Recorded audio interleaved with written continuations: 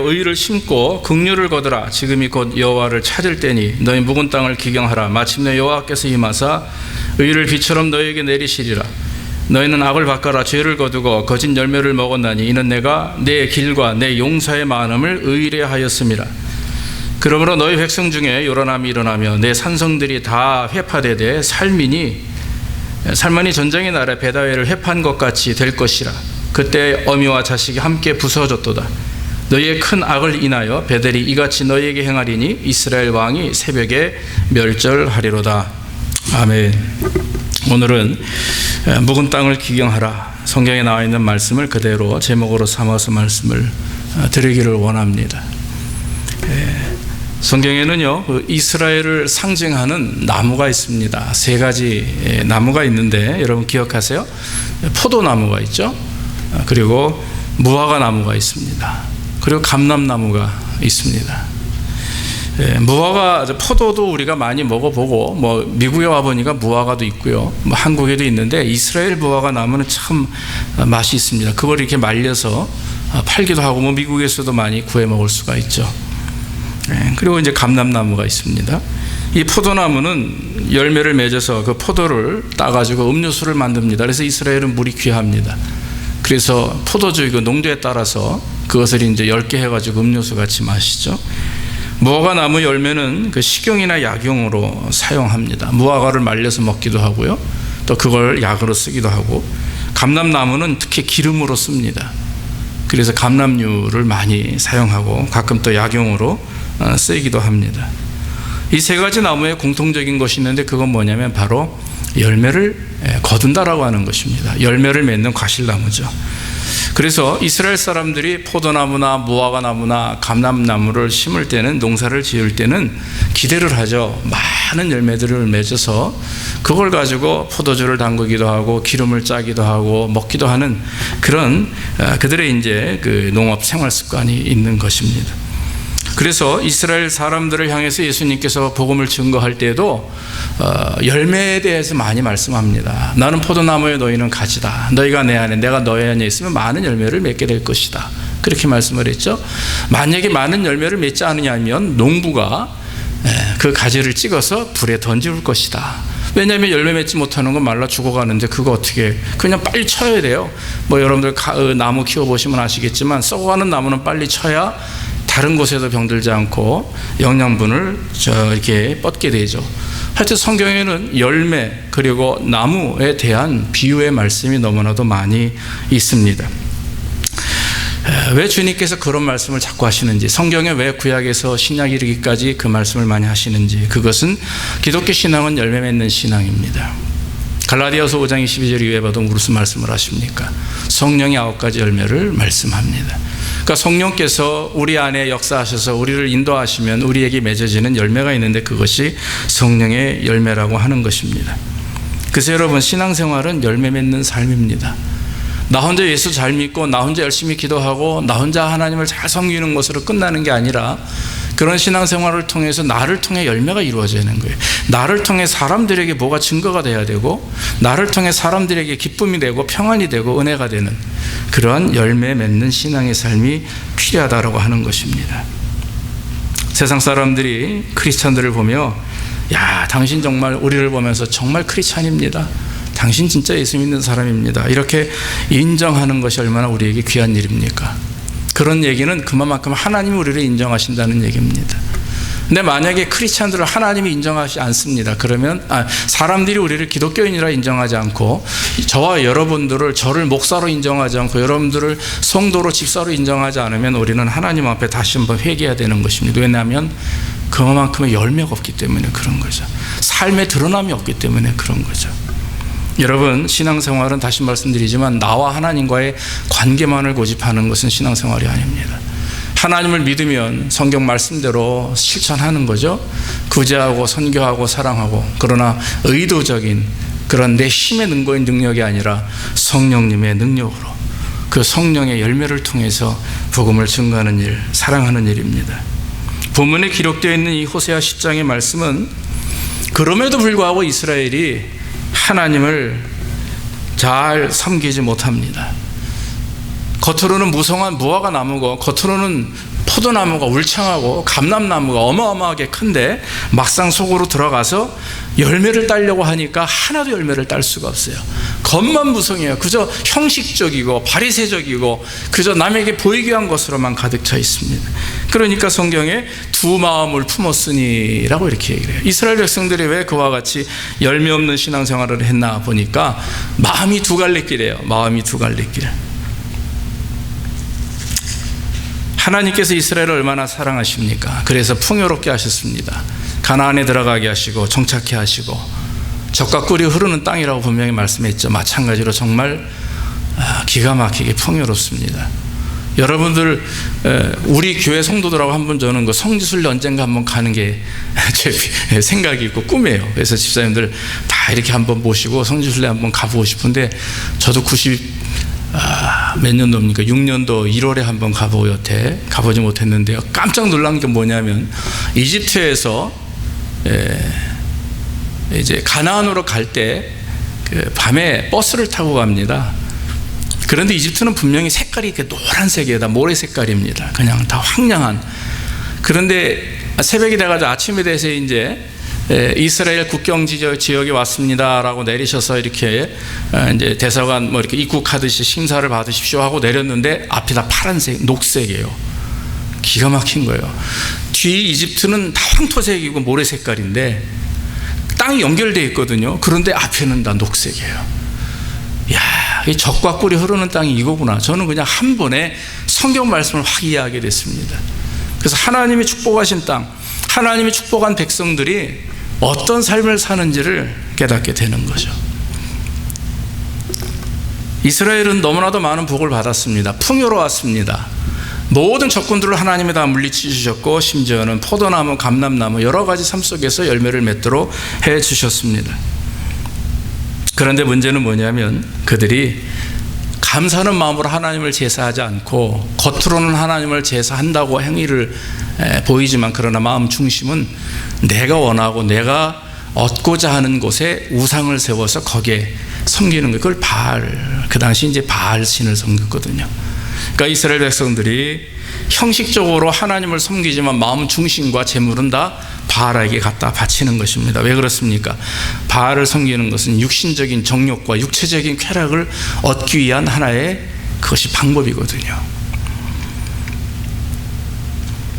하나님이 주신 축복을 우상에게 갖다 바치고 하나님이 풍성케 하신 포도주를 결국에는 그 열매를 우상에게 갖다 바쳤다라고 하는 거죠.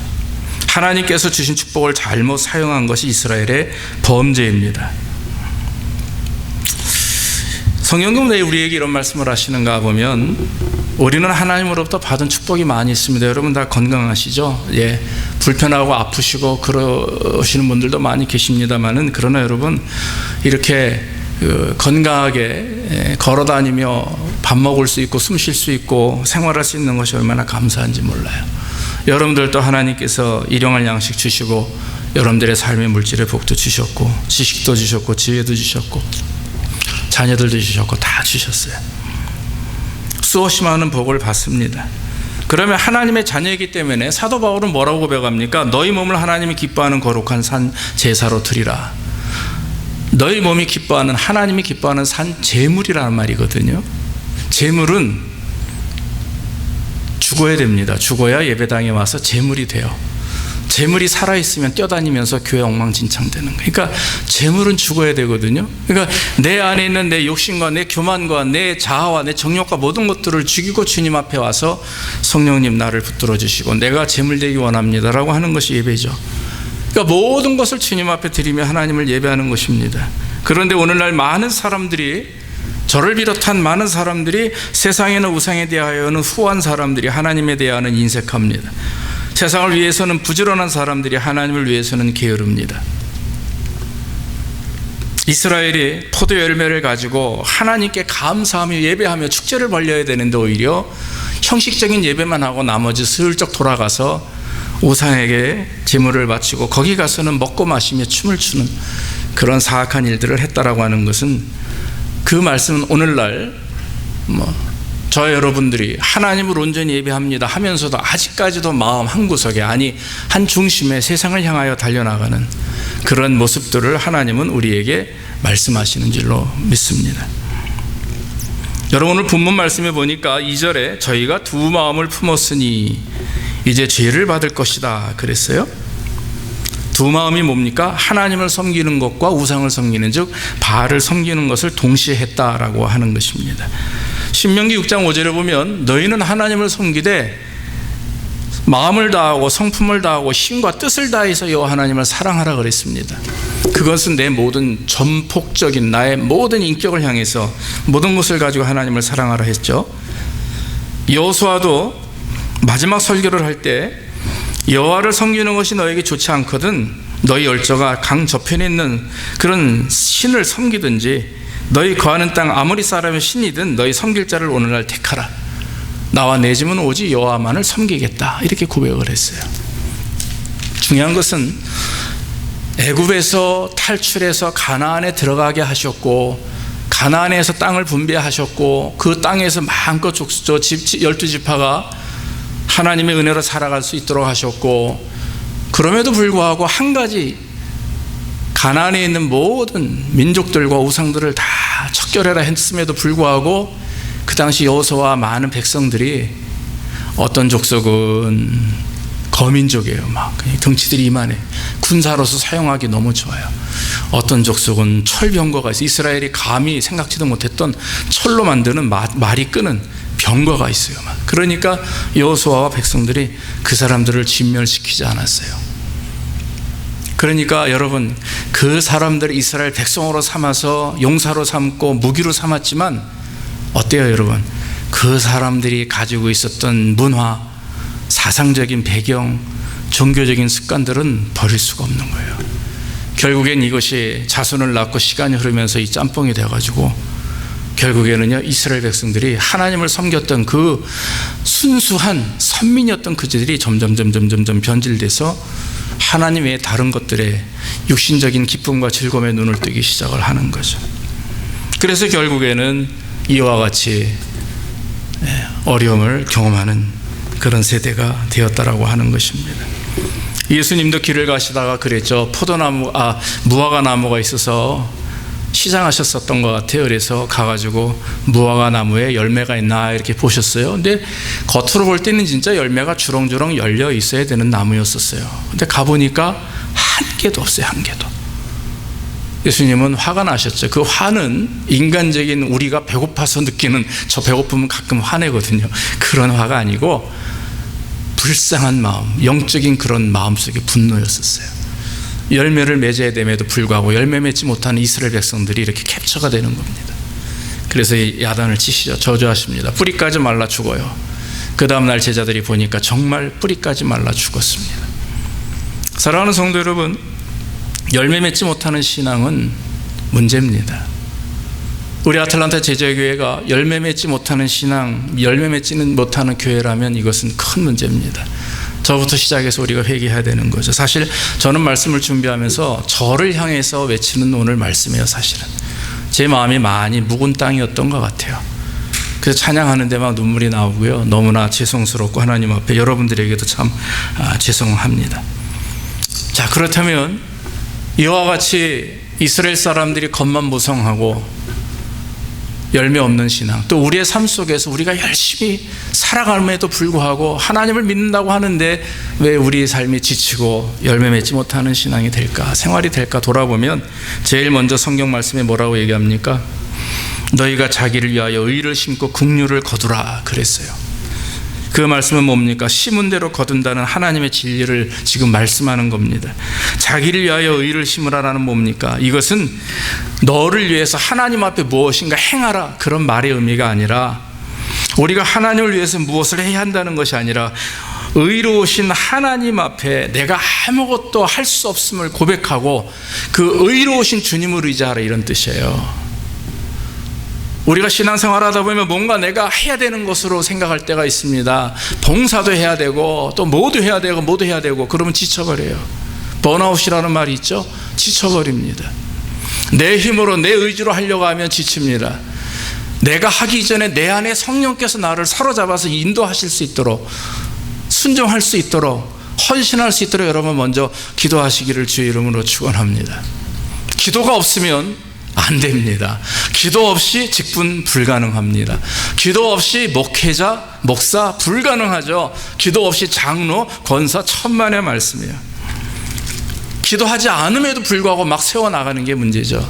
그러나 여러분, 진짜 우리가 하나님 앞에 헌신하기 위해서는 나를 위해서 의를 심어야 되는데, 그 의라고 하는 것은 바로 하나님의 말씀이에요.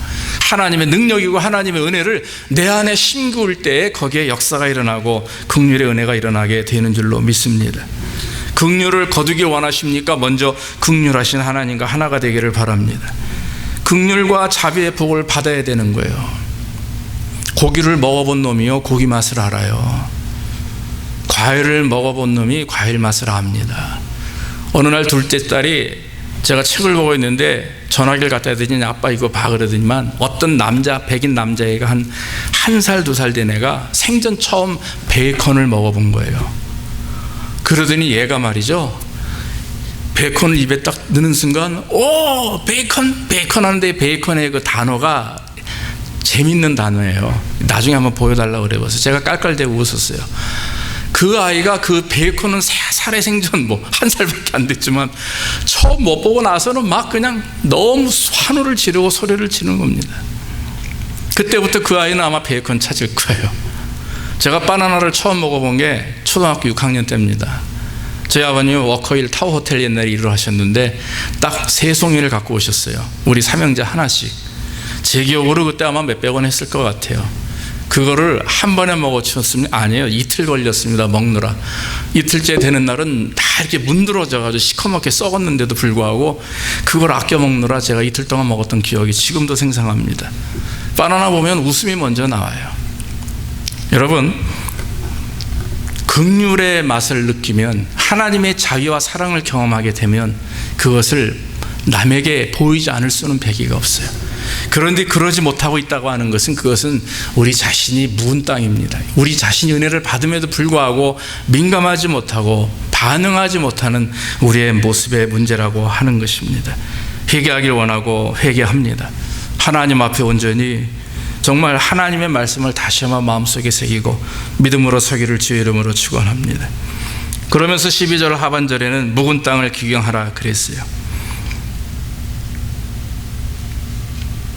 의를 심으려면 우선 밭을 갈아야 되죠. 묵은 땅은 뭡니까? 완악한 땅입니다. 교만한 땅입니다. 그저 습관적인 것에 젖은 땅입니다. 제가 목회를 지금 12년째 하는데 많은 사람들이, 목사님들이 많이 말씀하시는 게 목회 10년째가 제일 힘들대요. 그것은 이렇게 사람이 있고 없고 중요한 게 아니라 그만큼 유스됐다는 거죠. 그런데 제가 그랬던 것 같아요. 그래서 하나님 앞에 많은 회개를 하게 됩니다. 자, 필요한 게 뭡니까? 묵은 땅은요, 갈아엎어야 돼요. 묵은 땅이 뭔지 아시죠?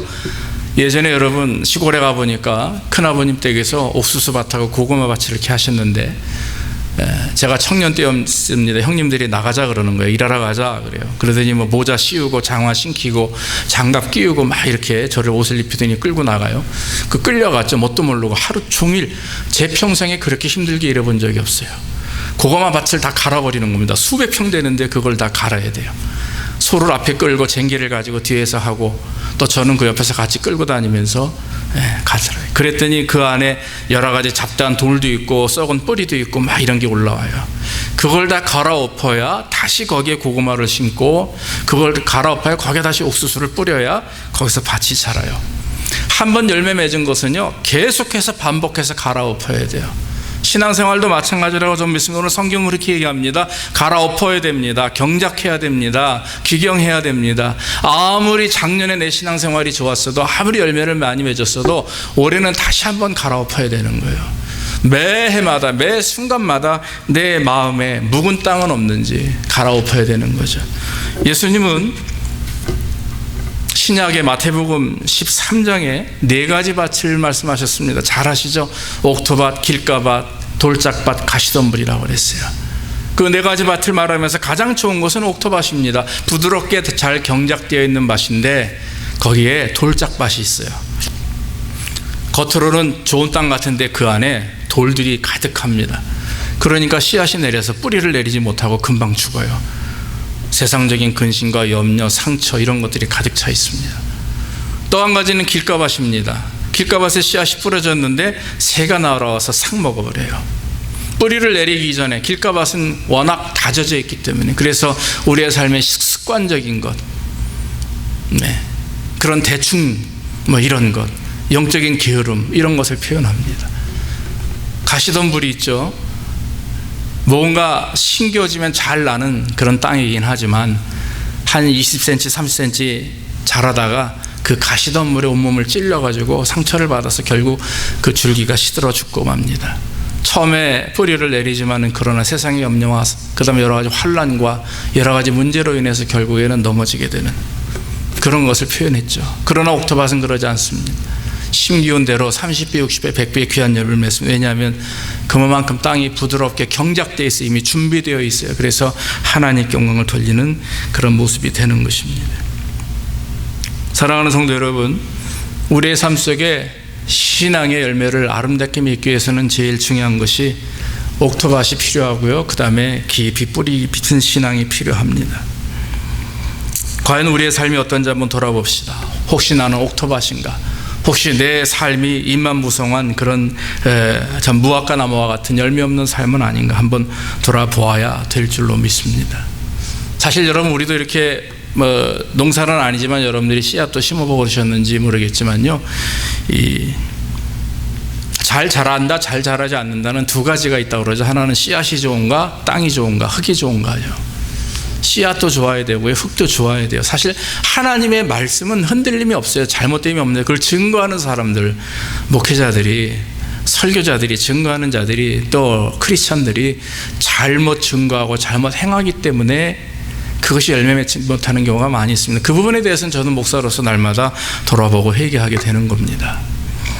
그리고 여러분들도 마찬가지입니다. 밭이라면 만약에 여러분들이 과연 내가 어떤 밭인가 우리 자신을 돌아봐야 되는 것입니다. 묵은 땅을 기경하게 되면 돌아보고 회개하여 하나님 앞에 돌이켜서 온전한 모습으로 서게 되면 하나님께서 뭐라고 말씀하십니까? 마침내 여호와께서 임하사 의를 비처럼 너희에게 내리시리라 그랬어요. 의의 비는 성령의 비입니다. 말씀의 비입니다. 하나님의 은혜입니다. 하나님께서 더 강하게 우리를 축복하시고 역사하신다라고 성경은 말합니다. 구약 성경에는 비에 대해서 많이 비유로 말씀하시는데 하나님의 말씀이라고 이사야서에서 얘기했어요. 영적 축복이라고 말하기도 하고 심지어는 심판이라고 말합니다. 여러분, 심판은요 무조건 나쁜 게 아니라 심판 때는 크리스찬들은, 그리스도인들은 하나님께 올라가는 거거든요. 하나님 앞에 서기 때문에 오히려 우리에게는 마지막이 축복이 되는 것입니다. 고난과 환난을 받습니까? 그것이 복인 줄로 믿습니다. 왜냐하면 하나님께서 그들을 통해, 여러분들을 통해서 더욱더 회복하게 하시고 강하게 하시고 능력 있게 하기 위해서 주시는 은혜인 줄로 믿습니다. 그래서 여러분, 우리 묵은 땅을 기경해야 돼요. 저도 저 자신을 보면서 내 안에 너무나도 많은 묵은 땅이 있음을 고백하게 되었고 기도하게 됩니다. 그래서 하나님이 기뻐하시는 모습으로 새롭게 태어나는 것, 새롭게 성령 충만해 하나님께 영광을 돌리는 것이, 그것이 온전한 목회자여 또 나아가 온전한 성도인 줄로 믿습니다. 마지막으로 성경이 말하는 것은 악을 밭가라 죄를 거두고 거짓 열매를 먹는 것을 삼가라 그랬습니다. 이는 내가 내 길과 내 용서의 많음을 의뢰하였다 그랬죠.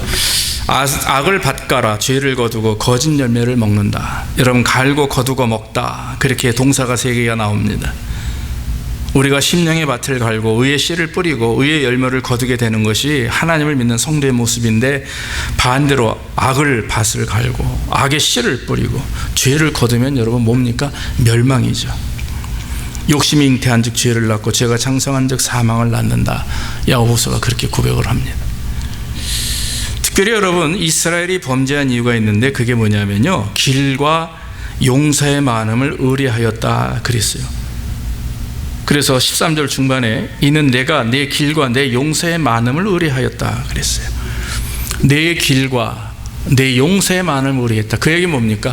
길이라고 하는 것은 하나님을 믿는 성도는 하나님을 믿는 길의 삶밖에 없거든요. 그런데 하나님의 말씀, 즉 하나님을 따라가는 그 길 외에 세상의 길을 쫓아갔다라고 하는 거예요. 또 하나님께서 힘주시고 능력 주심을 알면도 불구하고 세상의 많음을, 즉 용서의 많음을 자랑했어요. 자기들이 힘있고 건강하고 지혜있고 능력 있다라고 하는 것을 스스로 나타냈습니다. 히스기야가 주님 앞에 병이 들어 고백할 때 주님이 15년이라고 하는 시간을 연장을 시켜주셨잖아요. 그런데 나중에 바벨론 사신이 와가지고 히스기야를 찾아오니까 자기 궁왕에 있는 모든 무기고를 다 오픈해가지고 보물창고를 다 오픈하고 보여주었어요. 모세에게 하나님께서 애굽에서 가나안으로 이렇게 와서 그 정착 기간 중에 인구조사를 하게 하셨지 않습니까? 처음에. 근데 나중에 다윗은 어떻게 했습니까? 자기를 드러내기 위해서 인구조사를 했어요. 이게 뭐냐면 자기를 드러내는 겁니다. 그 훌륭한 믿음의 사람 다윗도, 그 하나님의 은혜를 체험했던 히스기야도 병을 치료받았으면 하나님께 감사하고 더 겸손함에도 불구하고 그걸 잊어버렸어요. 그리고 나서는 자기가 가지고 있는 것을 보여줍니다. 그것도 적국에게. 그래서 결국에는 어떻게 됩니까? 남유다가 바벨론에 의해서 멸망을 당합니다. 결국에는 자기 자신을 그냥 무덤을 파고 나 잡소 하는 거나 마찬가지예요. 크리스찬들이, 하나님을 믿는 성도들이, 하나님께 복을 받는 것을 믿는 자들이 하나님 외에도 다른 길이 있다고 믿고 살아간다면 그것은 멸망입니다. 할렐루야. 믿습니까? 또 하나님의 치우시고 인도하심을 알고 믿고 살아가는 자들이 나에게 권력이 있고 물질이 있고 나에게 많은 것들이 있다라고 고백하고 살아가는 것은 하나님을 업신여기는 죄입니다. 그것도 멸망의 길입니다. 여러분, 우리 자녀들을 위해서 저는 참 기도 많이 합니다. 우리 여러분들의 자녀를 위해서 기도하는데 금요일마다 안수하는 이유도 그겁니다. 넓은 길이 얼마나 많아요. 저도 중고등학교를 경험했고 방황하는 시절도 있었고 어머님이 저를 어릴 때 목기사로 헌신했음에도 불구하고 커가는 과정 중에 많은 일들이 있었어요.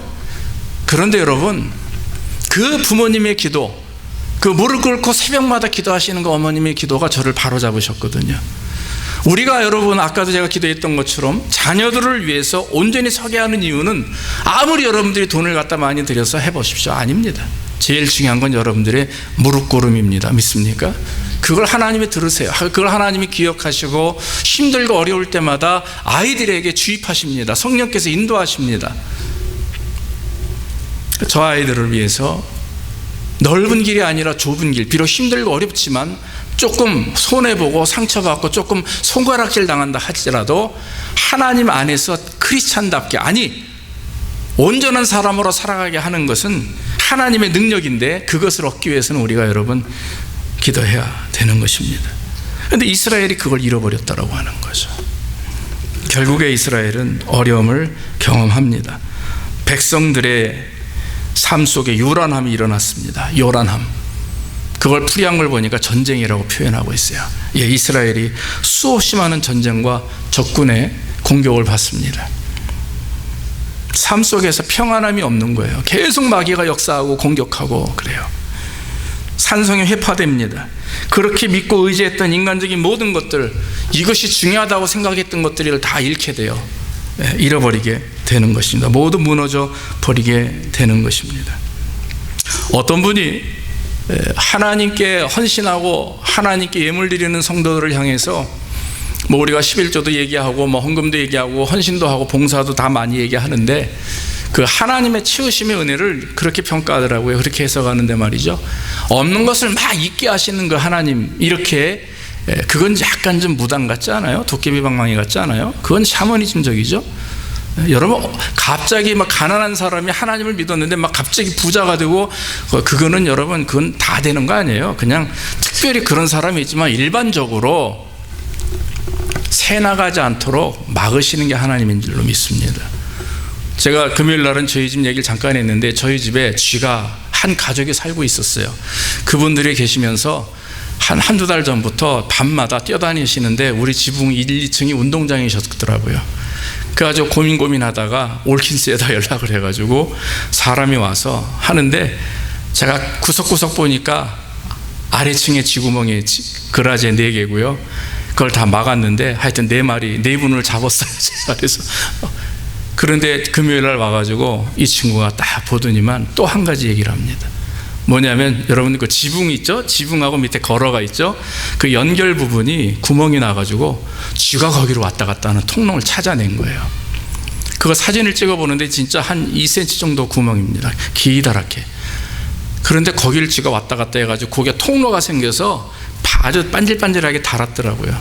저희 그 그라지에도 구멍이 2개가 그렇게 구멍이 나가지고 제가 그걸 막았는데, 그러면서 이 친구가 얘기하는 겁니다. 이거 보십시오. 여기서 낮에는 쥐가 돌아다니고 놀다가 저녁에는 온 가족이 패밀리가 들어와가지고 놀다가 잠자고 먹고 그러고 또 나가서 논다는 거예요.